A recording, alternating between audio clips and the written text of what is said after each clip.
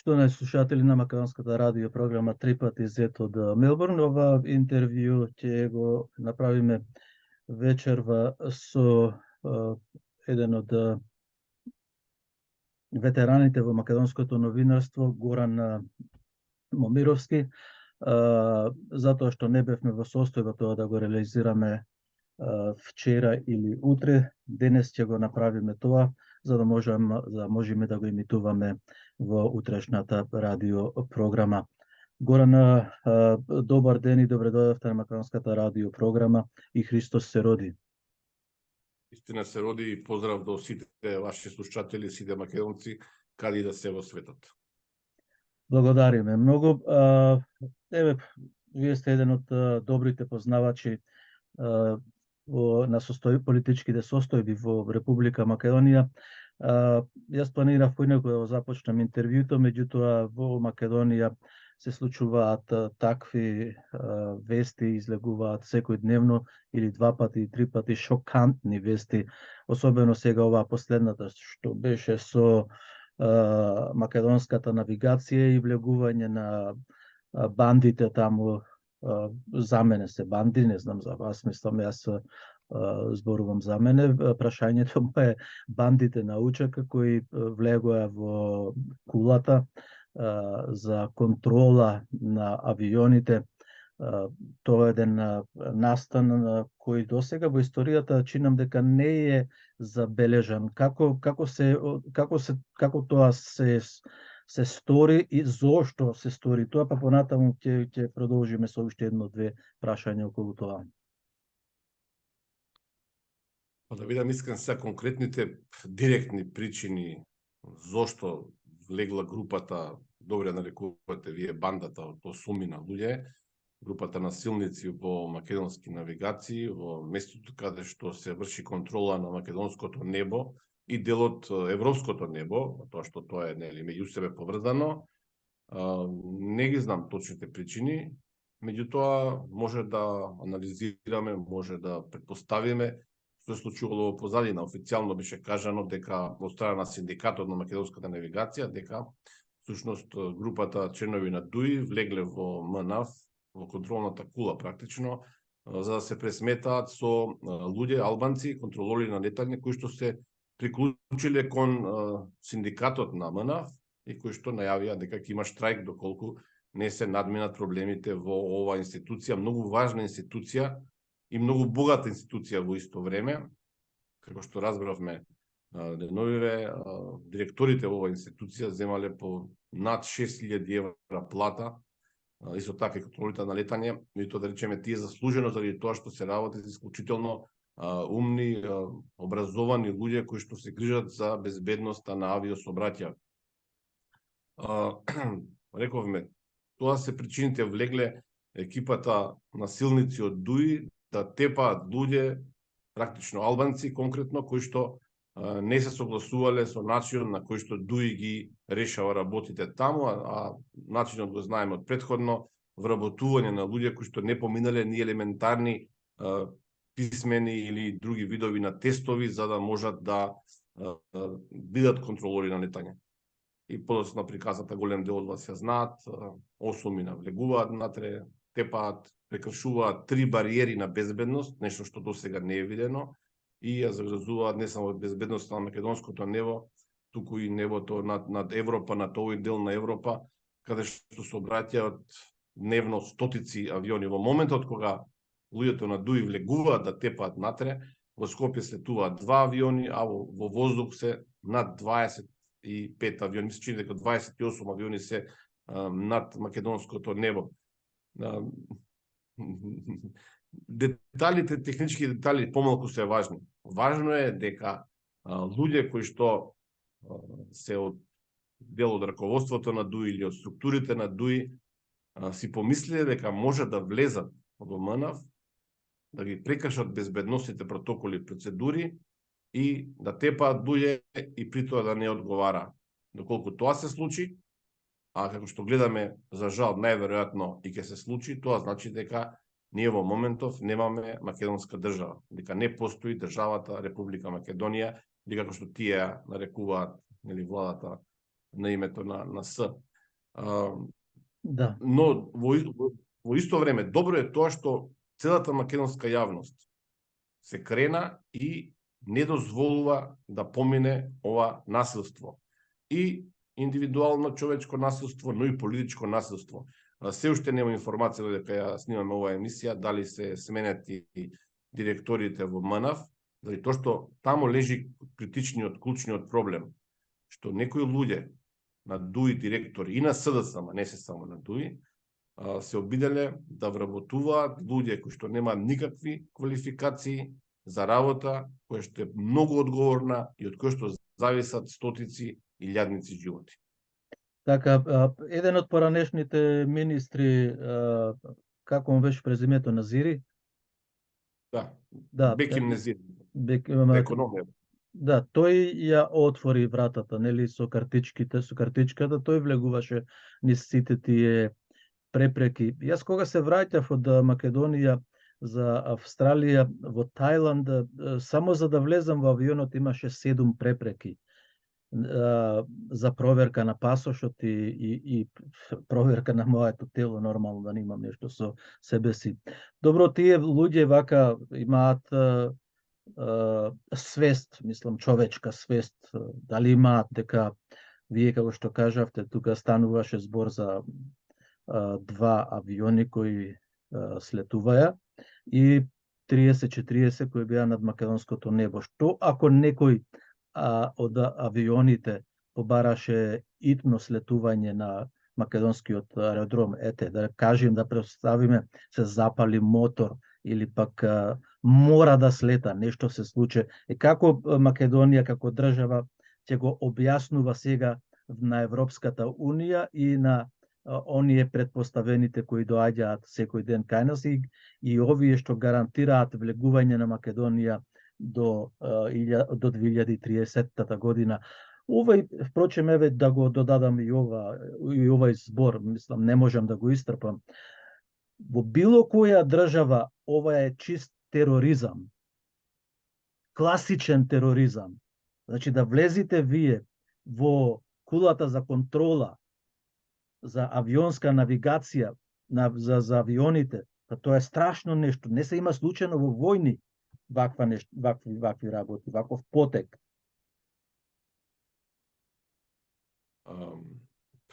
Преземање или влез во контролна кула, според многумина експерти, е класичен тероризам. Тука не треба многу да филозофираме, нели? Во најмала рака сериозно прекршување на законите за безбедност на небото, кој што рековме, стотици илјадници луѓе зависат нивните животи од овие луѓе. Јас да бидам искрен, не верувам дека ќе се случило заради овој инцидент да падне некој авион. Сепак се работи за исклучителни професионалци, повеќе, нели, луѓе во контролната кула и кои што ќе се снашле доколку имаше таков некаков инцидент, нели. Меѓутоа, сакам да кажам дека не треба македонските граѓани да се плашат кога слетуваат или кога полетуваат. Сепак таму се работи за една екипа, тоа е тимска работа според тоа што го слушам. Меѓутоа се тепале тие таму. Па повторно ќе речам, се тепале, но има повеќе, да речам, ајде нивоа на безбедност и при контролата на авионите. Не верувам дека токму тој што се тепал, што го тепале практично, тој водел авиони во моментот. Се не ги знаеме тие детали, но и тоа за мене е помалку важно. Поважно е дека некој човек поведен од партиски интереси, овде зборувам, може би и лични, тие велат сега дека лични, кошкањи така натаму, една исклучително луда изјава, да не дека будалеста изјава на директорот на МНАВ, дека било нормално да се тепаат меѓу себе луѓето. Значи, тие луѓе, членови на ДУИ, функционери на ДУИ, пронашен министр за економија, не го спомнавте, преминале преку 3 безбедносни мрежи. Ние таква ситуација да се случи во било која друга држава, не зборам за Австралија, за Америка, за било која друга држава, нормална држава, тие луѓе ќе беа во моментот во притвор, Мене поентата ми е дека овдека институциите за таја, правосудните институции, обвинителството се заврши работата прилично добро, морам да кажам под притисок на јавноста, затоа што како никогаш предходно македонските граѓани и македонскиот народ, ако сакате, се обедини против ова насилство, кажам повторно и човечко, и партиско насилство, и политичко се разбира. И обвинителството потлекна побара притвор. За жал, судот, Кривичниот суд во Скопје, потлекна под политички притисок, под партиски притисок и под влијание од ДУИ и од Социјалдемократскиот сојуз, не даде притвор за овие луѓе. Проблемот овде е што не функционираат институциите. Владата, веднаш по инцидентот, ова ше минатиот четврток, најави дека биде сменета целата гарнитура менаџери во МНФ, кои што се причината за тоа што се случи. Значи, има тука причини и последици, повод имаме така натаму. И тоа, суштината е дека менаџерскиот тим во МНФ предизвика да дојде до вакви ситуации. Одговорност за тоа што Агенцијата за обезбедување ги пуштила членовите на ДУИ да влезат натре е на менаџментот на организацијата кој што избрала таа организација. А разбравме од други медиуми дека се работи за агенција блиска на шоферот на Али Ахмети. Че внимавајте, вие немате принцип на обична субординација, на послушност, на почитување на законот.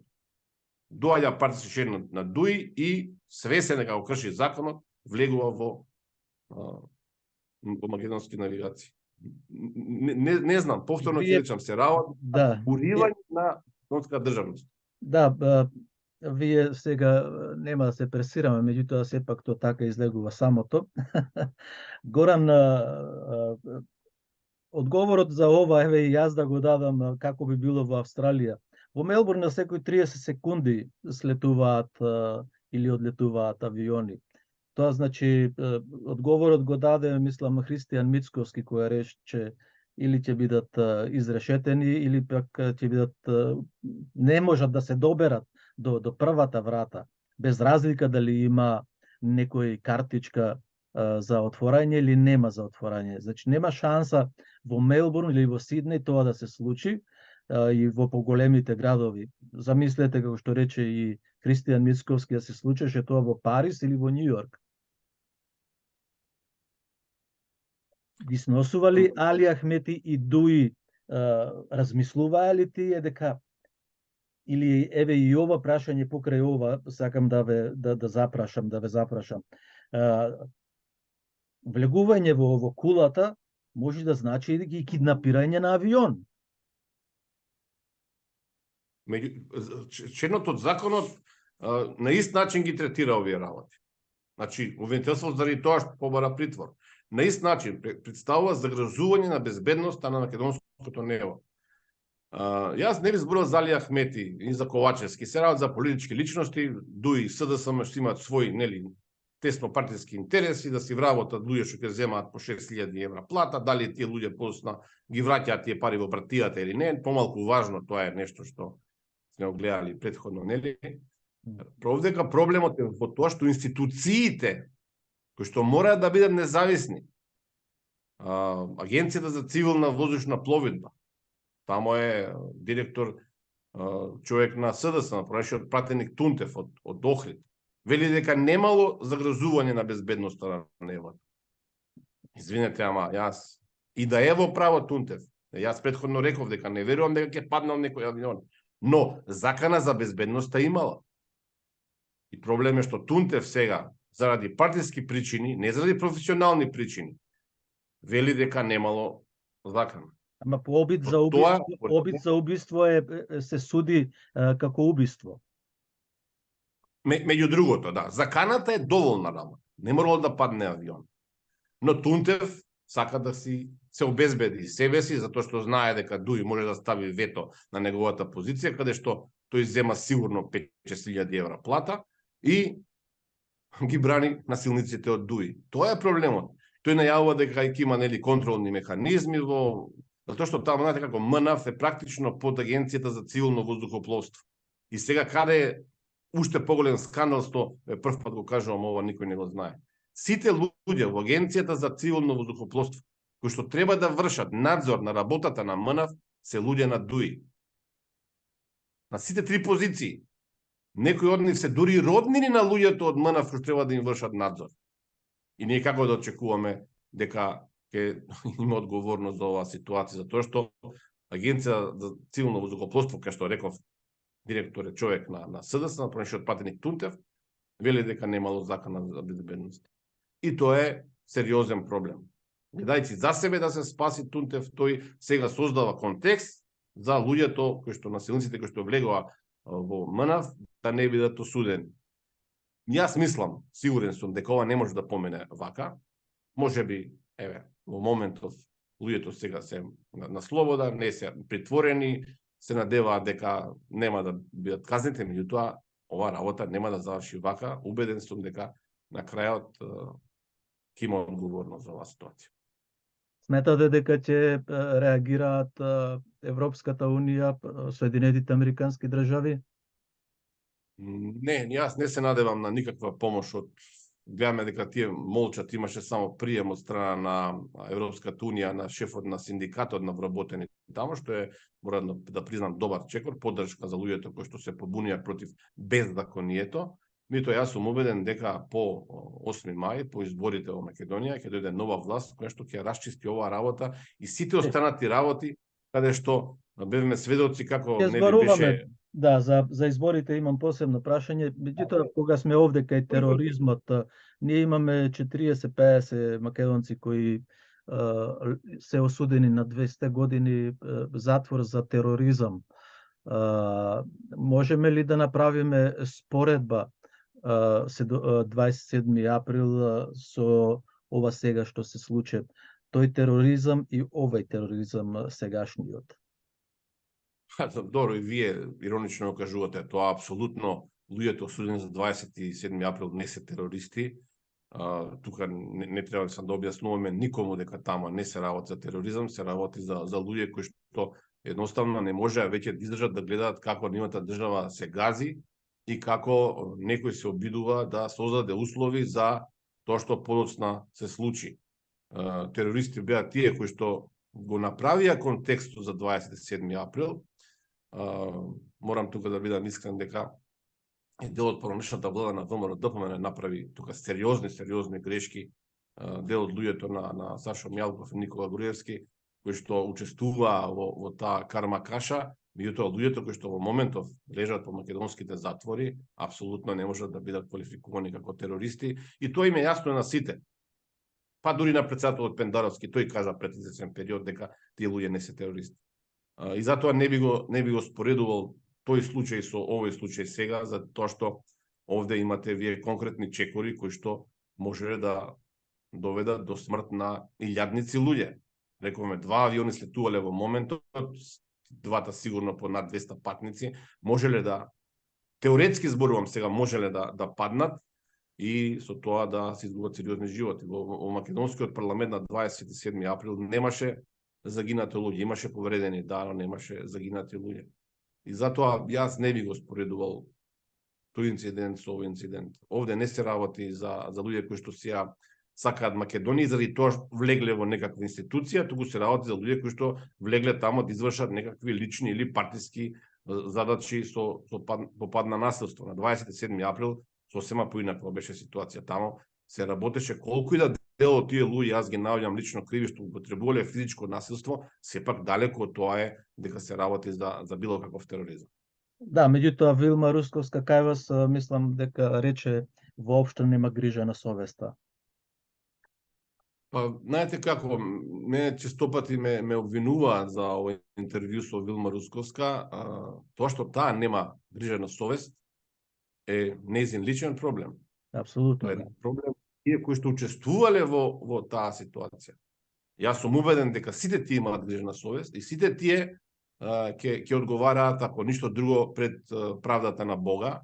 Стварно сум убеден во таа ситуација, а богами голем дел од нив ќе одговараат и за прекршување на сериозни законски и правосудни процедури. Но добро е да зборуваме на темата, добро е да дебатираме, за да се знае што се случило во Македонија, за никогаш подоцна да не се повторат тие грешки, особено кога се работи за грешки кон македонците Во ситуацијава практично сите државни институционални грешки во Македонија се прават врз македонците и тоа е работа за која што еден ден ќе мора да се седне да се разговара и некој за тоа сериозно да одговара. И ќе одговара. Денес размислував околу тоа дека Дуи како по навика Горан на големите македонски православни празници ни испраќаат тешки пораки, еве како ова пред Божик, она кај Смилковското езеро за Великден, па другата беше Тиранската платформа, повторно беше на 7 јануари. Значи такви одлуки Дуи ни испраќа редовно пред големите македонски православни празници. Јас би го проширил тоа, не само на големите православни празници. Ја не мислам дека намерата е баш на празниците да испратат пораки.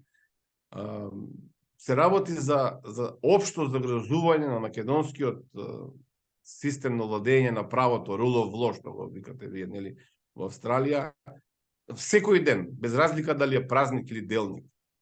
Ние во овие 21 година од како Дуи е на власт од 2002 година, првата влада Црвенковски кога ја направи по војната 2001 година, Да. Постојано имаме кршење на законите од Дуи. Тиранската платформа, двојазичноста и така натаму и така натаму. Великденскиот масакр, дели, кај Смилковското езеро, се делови од целиот тој мозаик. Меѓутоа, вие имате, еве да речеме, кон македонците, направени нели некакви неправди од страна на Дуи. Вие имате тешки неправди кон албанците, кон сите останати граѓани на Македонија. Пожарот во Тетовската болница загина албанци 100% или 90%. Исто така автобусот кај Дурмот загина повеќе националности, меѓутоа пред себе албанци. Да. Че не се работи според мене за пораки кои што Дуи ги упатува кон македонците. Ги упатува кон системот каде што учествуваат сите граѓани. Ја не мислам дека има символика, нели, на Божик или на Великден да се направи нешто. Се работи за целосен однос кон македонскиот систем каде што учествуваат сите граѓани, не само македонци. И тоа е многу поопасна работа, заради тоа што ние во моментов не знаеме дуи што се може да направи до изборите, затоа што станува известно дека Дуи има сериозен проблем да биде во идната влада.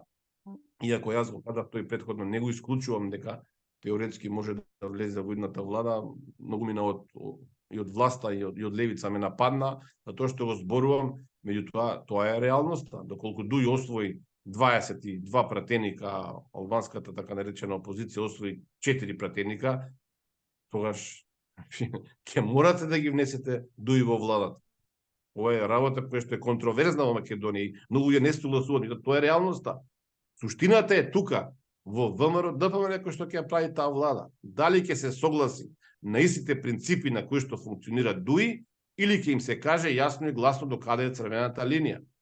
Мора да се почитува законот, мора сите што ќе направат криминал додат во затвор и така натаму и така натаму. Значи, принципите на однесување се важни во Македонија. Не е важно дали се работи за Дуи, Ахмети, Мицкоски, ВМРО. Принципите на однесување кои што досега веќе ги научивме и се јасно поставени. Вие може да бидете дел од владата, но не можете да имате 10 министри ако имате 12, 15, 20 пратеника. Вие не можете да користите возила за дома, за свадби, не можете да користите огнено оружје да немате дозвола за тоа. Зборам се за елементарни принципи на владење. Петардите што ги имаше внукот на Али Ахмети исто така. Меѓу другото, значи можеме да набројуваме тука стотици работи кои се направени. Сега повторно ќе речам, не треба само Дуи да се гледа во уривањето на правниот систем, меѓутоа со оглед на нивната моќ во собранието, таму последиците се многу поголеми. Да не се лажеме дека и Социјалдемократскиот сојуз, и ВМРО ДПМН, и Алијанса за албанците, и Алтернатива, и БЕСА, сите имаат свој удел во уништувањето на македонскиот систем на вредност. Сите. За никого нема оправдување. Но мислам дека веќе доволно научивме каде се грешките, што треба да се поправи. Ќе зборуваме во третото прашање тоа околу изборите. исто така и политичката партија најавена од Косово.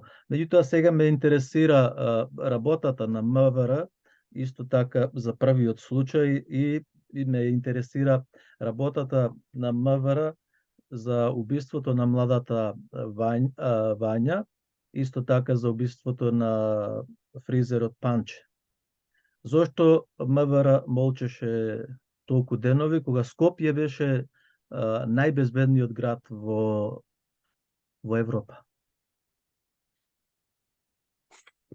Па дефинитивно МВР молчеше, односно не молчеше, ти излегал на пресконференција под притисок на јавноста уште во понеделникот на, чинам дека беше 30, сега не ме фаќате за збор, да речем релативно брзо, меѓутоа тоа што беше кажано на таа пресконференција на Оливер Спасовски, јавниот обвинител Гаврил Бувески, беше многу малку.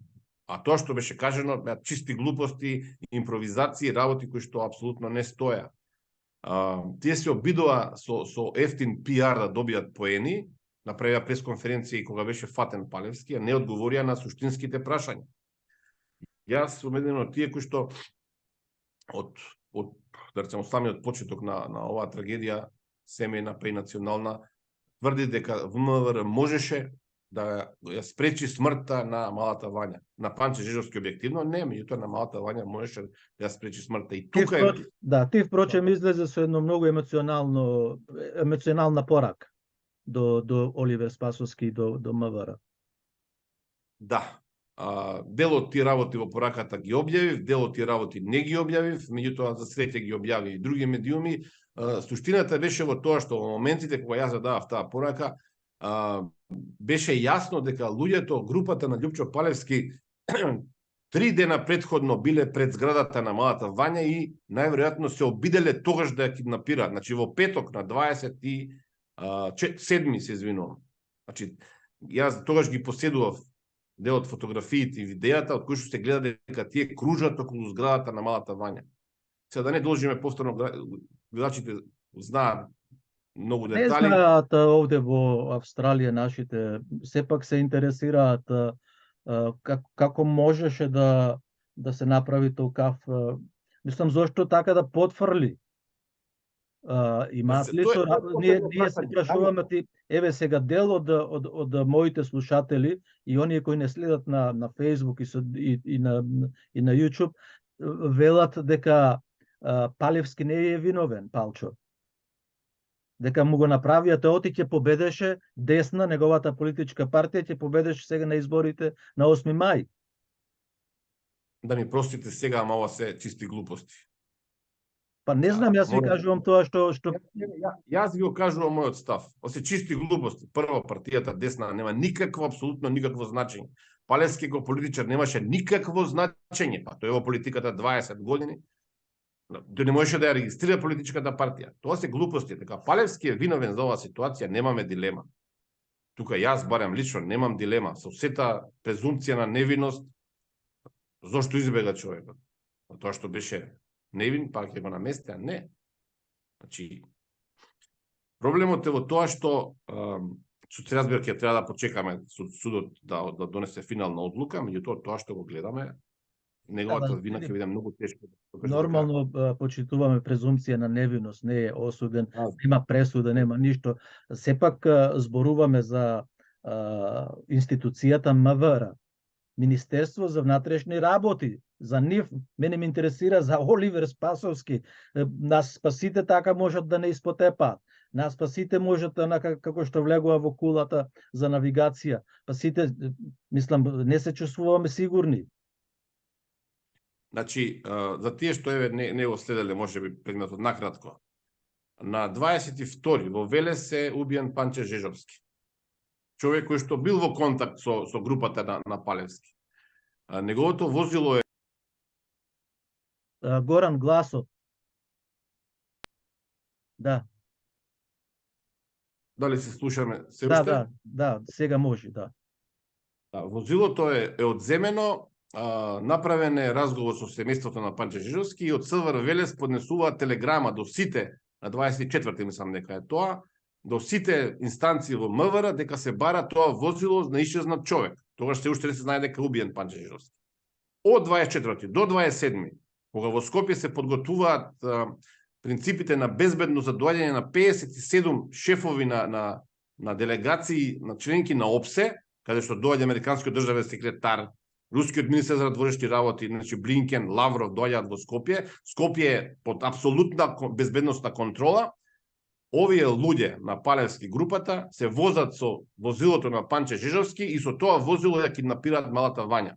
Само требало некој во така наречениот систем Safe City во Скопје, мониторинг на камерите, да го внесе на регистарската табличка и возилото ќе било најдено, ќе беше спречено киднапирањето и убиството на малата Вања. Значи, толку треба да се знае од улогата на Оливер Спасовски. Оливер Спасовски тука потврли, тој како символ на МВР, нели? Сега не велам тој лично дека треба да стаи бројот на регистарски таблици. Тој е неговиот систем и тој ова го знае и го молчи. Тоа е неговата најголема грешка, која што освен што има морално значење, има и законско значење. Никој во МВР засега не одговара што не се барала колата на Панче Жижовски. Се работи за возило старо 40 на години, Олдсмобил практично, и кој што веднаш ќе било препознаено и видено низ скопските улици, ќе беа фатени луѓето уште во првиот налет додека биле пред зградата на Вања, зборам за 4 дена, 3 дена пред да биде таа навистина киднапирана и убиена, и девојчето ќе беше спасено. И тука Оливер Спасовски го има на душа животот на малата Вања. Тука немаме дилема никаква. Но тој молчи и на перфиден начин се обиде при апсењето на Палевски во Турција да го прикаже тоа како успех. Па ве молам, каков е тој човек, јас ќе кажам монструм, кој што сака да ни прикаже успех во ситуација кога се убиени две лица, од кои што едното лице Вања можело да биде спасено.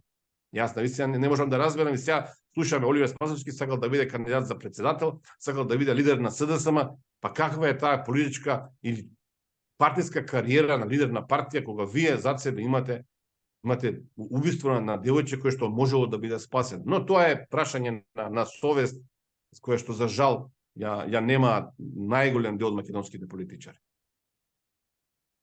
Можам да се сложувам јас со ова што го кажавте. Само ме интересира уште нешто, затоа што дел од нашите слушатели, македонците во Австралија, па и пошироко кои не следат во Канада и Америка. Јас го гледав видеото на Срџан Ного. Тој најпрво што многу се лути е зошто вика првите чекори не беа направени во самата зграда, комшиите да ги прашаат дали ја видоа Вања. Зошто не ја прашаа сестрата помалата?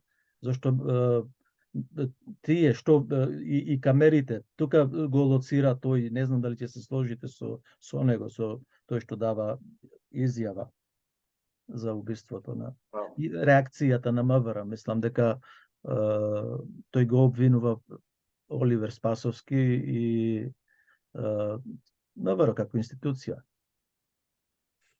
Па, да бидам искрен, не ни требаше многу да ги постави прашањата, ги поставивме ние прашањата претходно. Јас во неколку наврати кажав на Заспија, кој може на нашата емисија на Алфа ТВ, дека на десетина метри од зградата на Вања има камери од Safe City. Проблемот е што камерите од Safe City, ова ќе го кажам сега прв пат ексклузивно за вас, е дека камерите на Safe City се гледале дури на 30 ноември. 3 дена откако е убиена малата Вања. Тоа е страшната работа. Никој дотогаш, додека не завршил конференцијата на ОПСЕ, не ги отворил камерите да ги види што се случувало.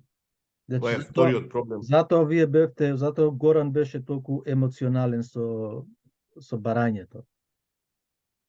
Да, ме обвинија некои луѓе дека сакам да направам некакви поени новинарски или политички или како што не воопшто не се работеше за тоа. Ја немам поени, ти 30 години си новина, какви поени? Што не ми требаат никакви поени.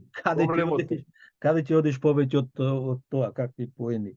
Мислам, многу добро тоа ти го кажа, Коран, реков, мене се пресираме, меѓутоа тоа е навика, нели, знаеш, исто кога зборуваш и тоа. И Значи, почитување, знак на почит, и благодарам јас со вие се разбира и така треба, нели, медиум сме, јавен сектор. Да се вратиме на оваа ситуација.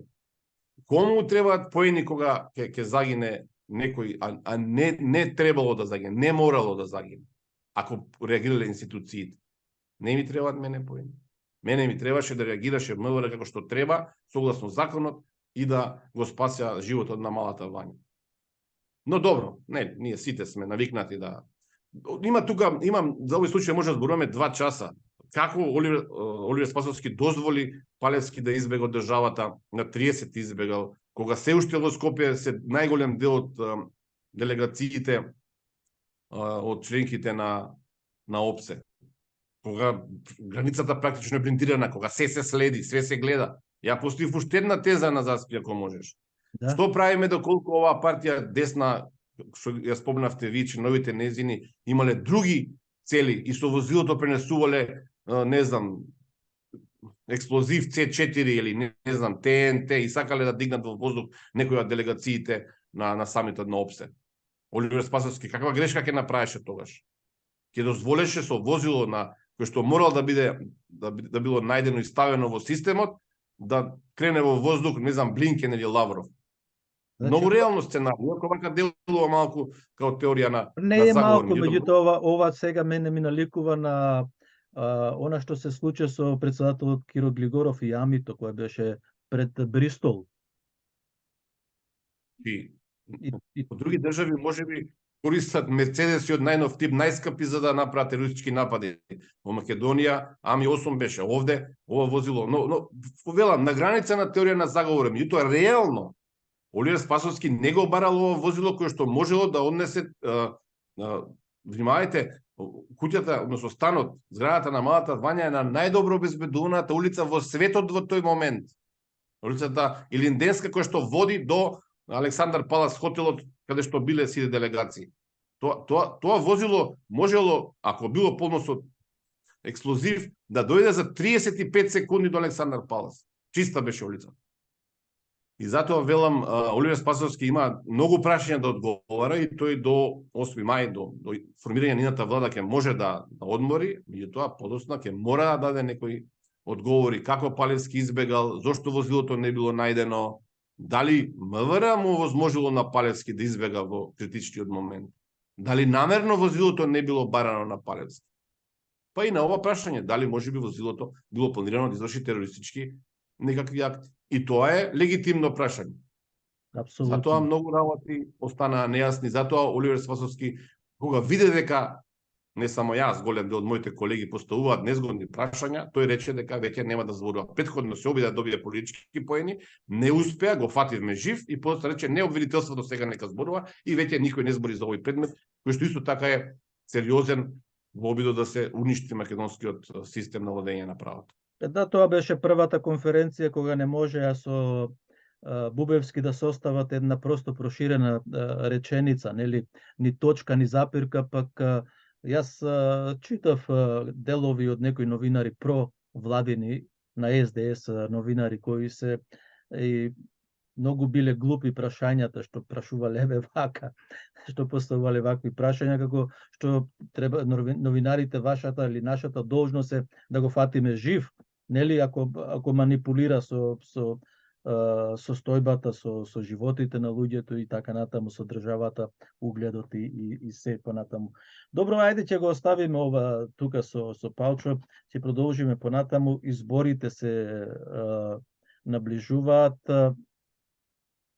на 8 септември, значи ќе бидат и председател, не септември, пардон, мај, ќе бидат и председателски парламентарни избори, а сега треба се формира таа техничка влада. Каква улога ќе има најнапред техничката влада? Ќе направи нешто позначајно во смисол, односно кога знаеме дека се уште е голем отпорот на членот на ДИК, на Државната изборна комисија, дека се уште не е избран и дури ВМРО ДПМН е били дека може да ги повлечат и тие нивните членови. И дали ќе бидат тогаш реални, односно дали ќе бидат изборите фер, демократски? Па сега да бидеме искрени до крај. Во Македонија изборите никогаш не се фер.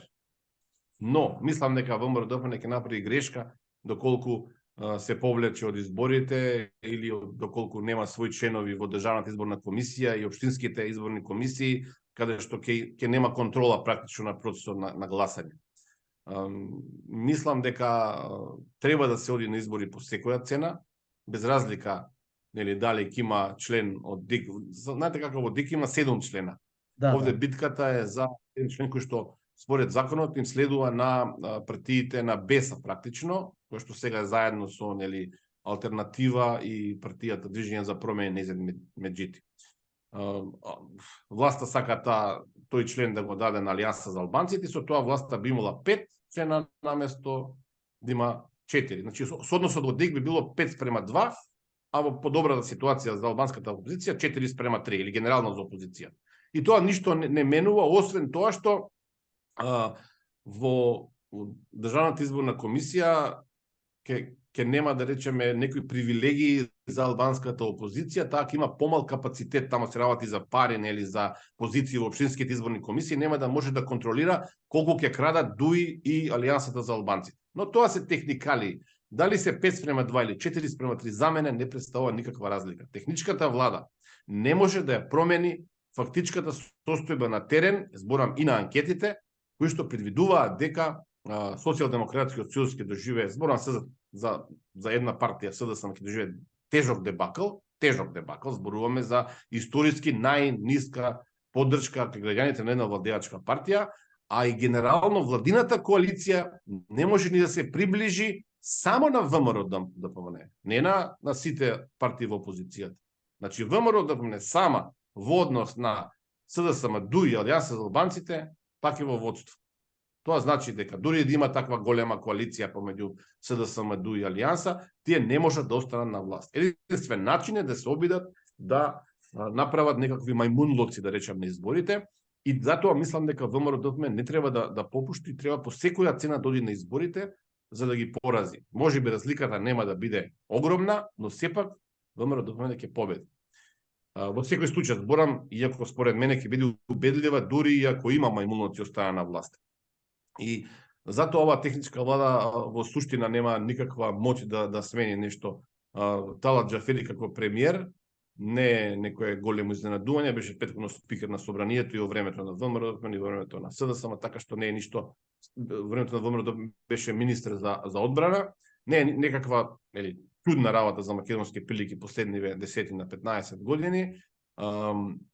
ДУИ можеби ќе добие нешто во албанскиот електорат заради тоа што албанец е за прв пат технички премиер, иако за мене е понижување за самите албанци да имат премиер само кога е нешто техничко, кога не е реално. Зборувам со мои пријатели албанци и ти согласуваат дека како да се албанците граѓани од петти ред, па тие можат само технички да бидат, не можат реален премиер да бидат.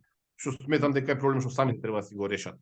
Суштината е дека граѓаните се веќе одлучени дека оваа власт е катастрофална и дека треба да се замине што е можно побрзо.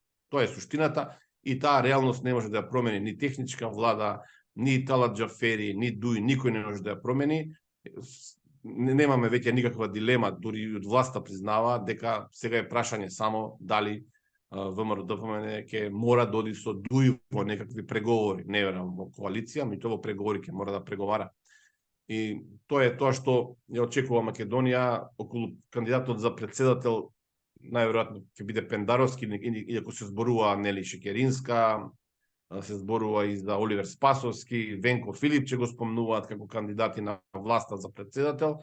И тамо битката за власта е изгубена. Кој да биде кандидат за претседател не може да собере во првиот круг повеќе од 250.000 гласови од сите партии на власта, што е премалку заради тоа што кандидатот на ВМРО-ДПМНЕ и коалицијата кој да е ќе освои над 330-350.000 во првиот круг, над 300.000 да бидам попрецизен во првиот круг, и таа работа е веќе завршена и заради тоа што сега гледаме. Добро, кои се кандидатите спрема вашите предпоставки сега, дали знаете, не знам, меѓутоа предпоставуваме. ВМРО ДПМН, според моите информации, имаше на листа прилично сериозна од 17 имиња, да кажам, јас бев на таа листа, би рекол прилично добри кандидати, најголем дел од нив. Имам јас некакви предпоставки кој би можел да биде. Гордана Силјановска, професорката.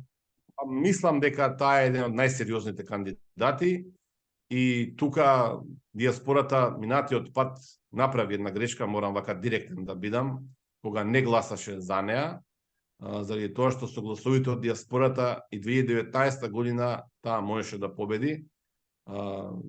Сега повторно не сакам тука да правам политичка пропаганда или партиска Не е пропаганда политичка или пропаганда, ние од диаспората секако цениме и бараме политичари кои ќе го штитат интегритетот на Македонија, историјата, името, традициите, културата и така натаму.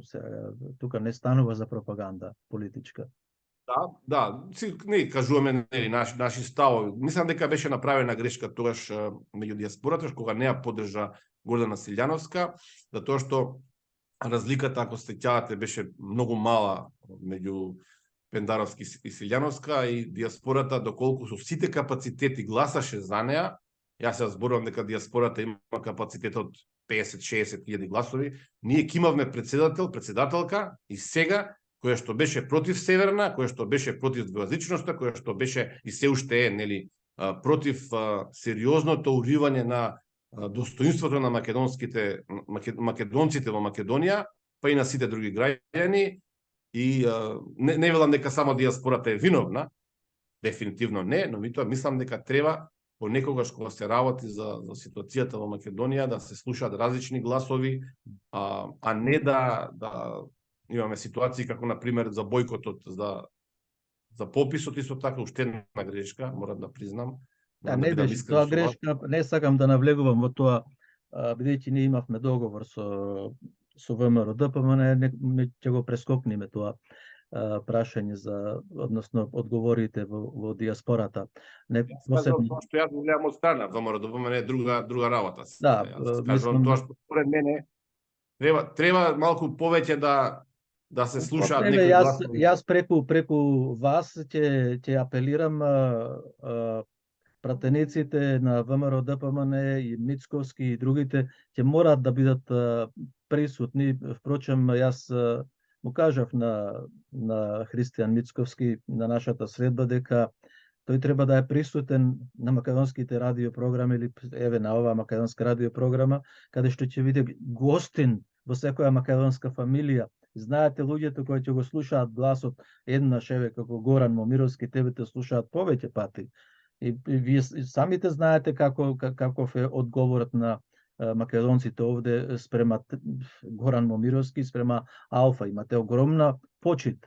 И тоа ние го бараме и го промовираме ние. Не станува тука за политичка пропаганда, мислам, особено не со мене, кога јас сум човек кој не припаѓа на ниедна политичка партија цел мој живот.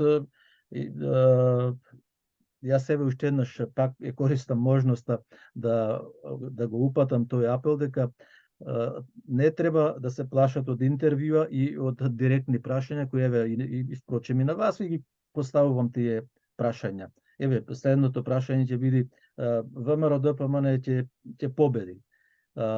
Сите сме убедени околу тоа дека ќе победи, но меѓутоа како ќе прави влада со Касами, со овие другите, кога ќе треба, значи, Уставот не го отворија. Честитки за ВМРО ДПМН. Уставот не го отворија. Но сега слушаме дека од Косово ќе носат политичка партија да учествува на изборите во Република Македонија. И исто така, овие три опозицијски партии бараат промена на уставот и внесување на албанскиот јазик, бришење на процентите, односно бараат еднакво равноправност со македонскиот за меѓународна употреба. Знаете што, јас ги разбирам сите македонци, не само во Австралија или во диаспората, и во Македонија, и во Бугарија, и секаде низ светот, кога нема доверба во одредени политичари. Ги разбирам, навистина, премногу пати сме биле излажани, сме биле нели манипулирани така натаму и така натаму. Меѓутоа еден пример што вие сега го спомнавте, најдобар пример. Јас се не сум овде адвокат на ВМРО-ДПМН, не сум ни член, не сум ништо. Вие сте поканети како познавач на политичките прилики во Република Македонија. И имам некои информации, нели, таму, што се случува. Огромен дел од моите пријатели од диаспората беа убедени дека ВМРО-ДПМН ќе попушти за уставот. Мислам дека и вие бевте еден од тие кои што имаше дилема дека ВМРО сепак на крајот ќе попушти. Многу луѓе беа убедени дека тоа ќе се случи. Да, бев и јас, да. Да. Така. И тоа не се случи. Ние мораме да ги градиме нашите стави врз основа на тоа што го гледаме.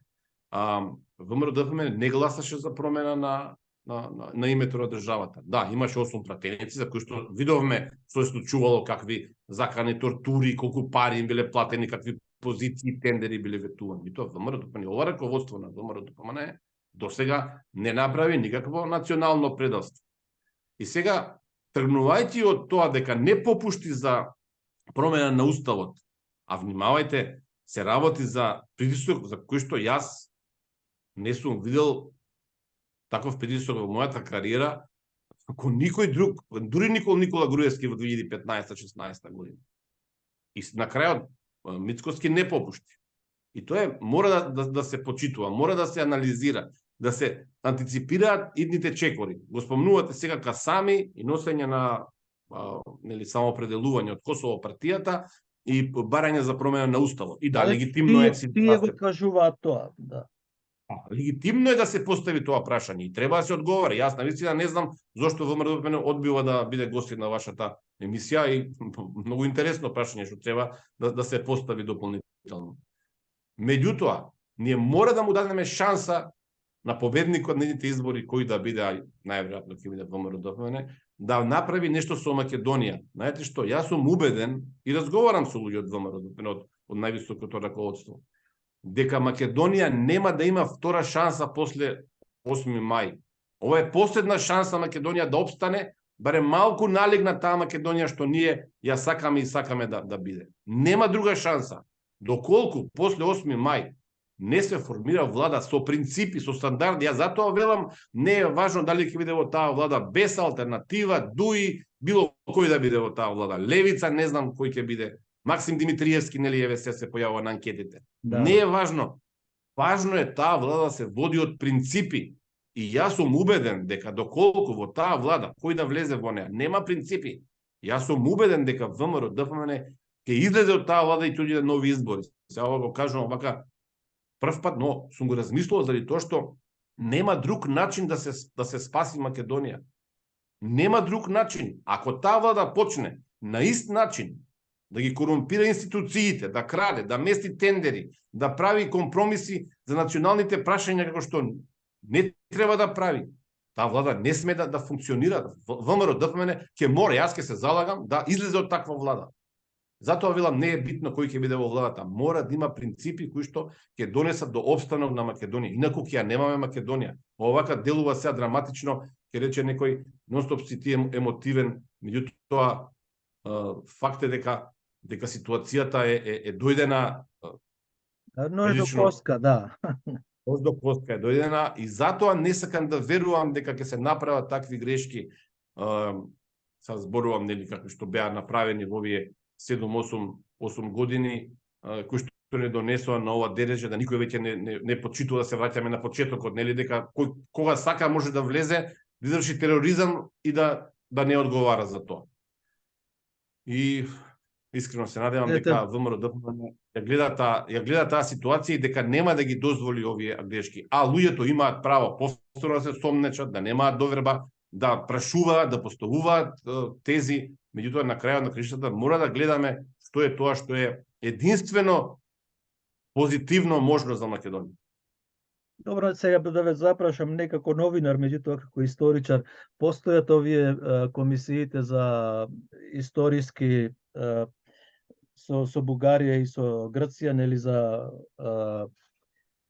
ревизија и ревидирање на образованието во Република Македонија. Вие, впрочем, сношти го имавте историчарот Далибор Јовановски, кој е член на комисијата со Грција, предводена од Виктор Габер. Од другата страна го имаме Драги Георгиевски, нашиот од Институтот за национална историја. И добро е сега што дојде до промена. Сега вршител на должност е Митко Панов, како што знаете. Овие две комисии... Да. И ние вршител на должност директор, да не ги збуниме гледачите, нели, во комисијата се уште си е Драги Георгиев, а директор на Институтот за национална историја ВД е почитуваниот Митко Панов. Митко Панов, да. Добро, благодарам на корекцијата, Горан. Прашањето, значи, мене ми беше, вие спомнавте, јас знам, меѓутоа слушателите или нашите кои не следат на социјалните мрежи, овие заемаат по 6.500 евра месечно, што се во македонска навигација за авионите. Исто така големи пари се трошат и за овие две комисии, кои ништо не прават спрема мене, спрема дел од нас, од историчарите, кои ние напишавме, испративме најмалку десетина писма во овие 7 години, од кога се почна со промена, со тие договорите за добрососедство, првиот нели беше со Бугарија 2017 за Илин, другиот беше на 2018 година во јуни во Нивици. И сега тие заемаат огромни плати. Ќе соберат ли сили ВМРО ДПМН во како влада, нова влада, да ги елиминираат овие политички комисии, бидејќи не се научни. Научни знаеме што е наука, знаеме што е комисија политичка. Знаете како, кога политиката формира комисија, тамо може да бидат и најдобрите експерти, можете и вие да бидете тамо како историчар, може и Митко Панов да биде тамо, зборам за луѓе докажани патриоти кои што сакаат Македонија, повторно таа комисија ќе биде политичка. Тука се да бидеме до крај искрени. Не може доколку министерот за надворешни работи Бујар Османи формира комисија, таа комисија да биде експертска, па повторно ќе речеме и најдобрите експерти на светот да бидат тамо собрани. Проблемот овде е во нешто друго. Дури за мене и парите што ги добиваат луѓето, експертите не се страшни доколку има некаков резултат за Македонија. Проблемот овде е што јас не гледам резултати за Македонија. Не се гледаат. Не велам дека ги нема, можеби ги има, можеби се кријат некаде. Суштината е во тоа што ние учествуваме во моментот во две комисии со историски, нели, археолошки, образовни прашања со Бугарија, а со Грција за археолошки прашања, во крајно дефанзивен однос кон себе си, кон македонската историја, кон македонската археологија, кон македонското образование, македонското учебникарство и така натаму и така натаму. Мене тоа ми пречи, инаку тоа што тие комисии ги формира државата не е спорно. Така и во комисиите помеѓу Германија и Франција, помеѓу Германија и Полска имате такви слични комисии каде што државата е во скандинавските земји, државата е таа која што како, нели, механизам државен ги формира тие комисии. Проблемот е што ние овде како јавност немаме контрола на тоа што го работат тие комисии. Инаку и во двете комисии имате сериозни експерти. Имате и класични политички, нели, номинирани луѓе, но имате и експерти. Сега прашање на контра прашање. Да. Дали тоа што професорот Ванчо Ѓорѓиев ја напушти комисијата од Бугарија за Бугарија е добра работа или грешка за Македонија? Зборам за јавноста, се зборам, не за владата. Владата си има своји интереси кои што ги видовме дека се според мене предавнички и за владата не сакам да зборувам воопшто. Според мене тоа што Ванчо Ѓорѓиев ја напушти бугарската комисија е грешка за мене, за тоа што јас како новинар сега, не дека претходно даваше информации, но сепак имаше некаква контрола внатре, заедно со исто така уште еден историчар, битолчанецот, сега му го заборив името, ќе ми прости. Александар Литовски. Литовски, достоинствен, доблесен човек, кој се повлече сам и кој што според моите информации од бугарска страна не дозволувал да има понижување на македонските историски собитија. Значи, дали ме разбираш што сакам да кажам?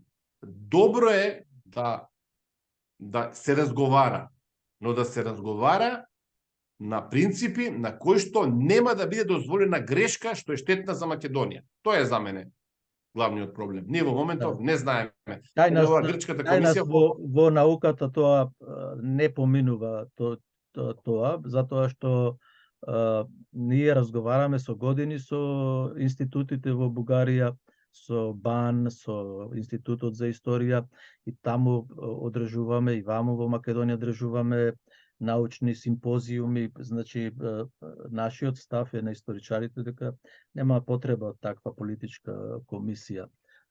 Мислам, сепак јас сакам да го кажам нашиот став, што ние сме разговарале и сме имале повеќе пати напишано, стотина од нас подпишани сме дека тие две комисии не треба да постојат. Зборот ми беше, прашањето им беше дали ќе постојат и понатаму ако ВМРО-ДПМН дојде на власт или пак ќе се укинат тие политички комисии и науката треба да се води преку научните институции, нели? Мислам дека ќе бидат укинати од страна на ВМРО-ДПМН, но не знам, навистина се јас не сум во ВМРО-ДПМН и не знам што ќе направи по однос на ова прашање. Јас го кажувам мојот став, го знам многу добро ставот на историчарите. Меѓутоа јас можам да си го кажам и мојот став дека да се разговара не е проблем. Да се зборува со на било кое ниво. Јас сум учествувал во еден проект да се утврдат корените на говорот на омраза во Бугарија кон Македонија, па и во Македонија ако го има кон Бугарија и така натаму. Сум учествувал на седбина на БАН во Благоевград, кој се случава МАНУ и БАН комисии и така натаму. Да се разговара е европски светски стандард. Но да се разговара транспарентно преку научните институции. Повторно јас морам да го наметнам ставот на институциите на науката. Науката не оди со политиката. Тие се политички комисии, избрани од османи и од владите на Бугарија и на Грција, нели? Јас се можем на паралела да направам. Да. Доколку преговараше ИНИ додека беше директор Георгиев Струмичарнаци, како се викаше, го заборев. Драги Георгиев. Да. Дали ИНИ ќе беше тогаш политичка институција која што преговара во име на владата? Да, повторно ќе беше политичка институција. Не, ако се одржува ова симпозиуми научни, како и досега, мислам тоа ќе не може да биде политичка, бидејќи не одговараме ние пред политичарите, пред еве сега оваа комисија во Македонија што е, тие одговорни се пред министерот за надворешни работи. Министерот за надворешни работи знаеме дека уво него боли за Македонија. Зборувам дека формата е една работа. И тука можеме да разговараме до изутрина. Јас зборам за содржината и начинот на кој што се преговара. Ако се преговара, ако бугарите бараат Гоце Делчев да биде прогласен за бугарски херој, комисијата веднаш мора да каже дека тоа е неприфатливо и тоа не може да помине и ќе биде заглавена 100 века. Тоа ми е мене поента. Да. Ако бара да се признае дека Самуил е бугарски цар, веднаш да се каже кои се македонските позиции.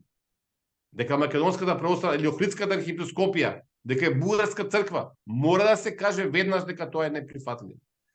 Според протоколите со Бугарија, тамо предвидува сега веќе дел од рамката за преговори со Европската унија, ако дојдеме до таму еден ден, вели дека сите спорни национални, историски, револуционерни личности во последниве, не знам, 10 века ќе мора да бидат расчистени за нив што биле, како биле, пред да се почне преговори. Веднаш комисијата избегува и вели ова е невозможно да се направи. Неприфатливо е да ние прифаќаме бугарски барања за било што, каде што нема логика. Некаде може да има логика, јас не велам не, историјата пред 10 века ние можеме да разговараме за некој кога немало нации, немало народи, не, дури ни држави во ваква смисла. Меѓутоа вие за Гоце Делчев да тврдите дека е бугарин и да преговарате за таа работа, за мене е неприфатливо. Затоа велам, за мене е најважна формата, дека мора да се даде до знаење дека некои работи едноставно имаат црвена линија и не сме да се поминат.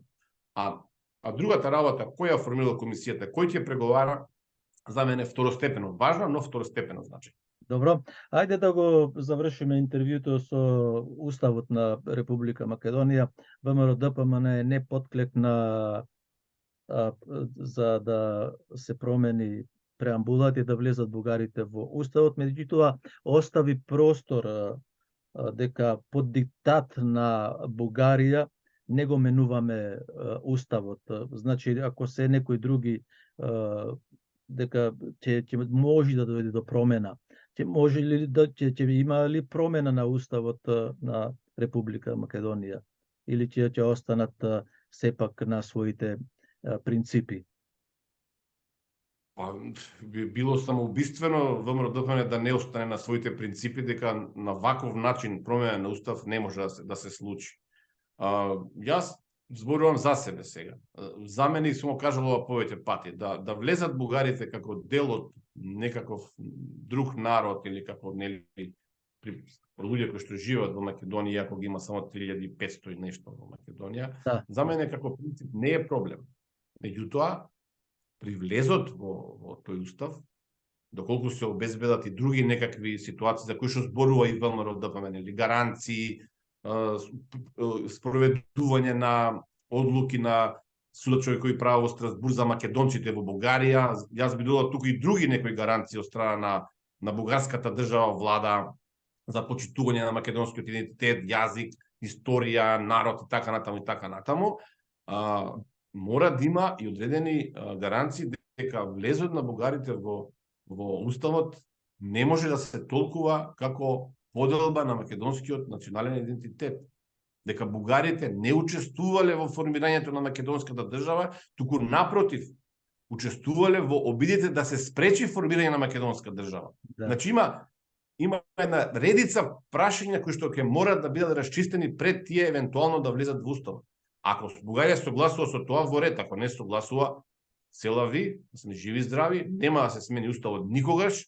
Ако е тоа услов за Европската унија, нема да се влезе во Европската унија, затоа што ние не можеме да си пукаме нонстоп во глава заради тоа што некој некаде во Софија или во Благоевград побарал нешто од македонската држава, од македонците. И сега да се игра на играта, добро, ајде, не сте од 45-та, сте од 1920 година, ако што сакаат да протнат некои бугарски историчари кои што се сметаат за умерени. Не функционира така.